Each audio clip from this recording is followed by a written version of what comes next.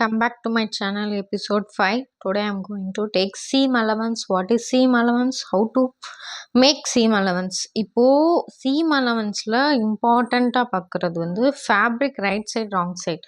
So இதில் வந்து right side to right side face பண்ணி தான் ஸ்டிச் பண்ணணும்.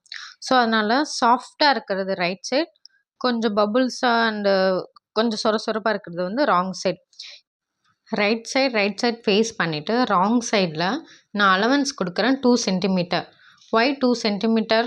ஃபார் எக்ஸாம்பிள் 30 சென்டிமீட்டர்ஸ் கட் பண்ண போகிறோன்னா அதுக்கு அலவன்ஸ் கொடுக்கணும். 30 சென்டிமீட்டருக்கு 2 இன்ச்சஸ் ஆர் 2 சென்டிமீட்டர்ஸ் நம்ம ஸ்டைல் வைஸ் அலவன்ஸ் கொடுத்தோம் அப்படின்னா அந்த லைன்ஸை தான் நம்ம ஸ்டிச் பண்ண முடியும்.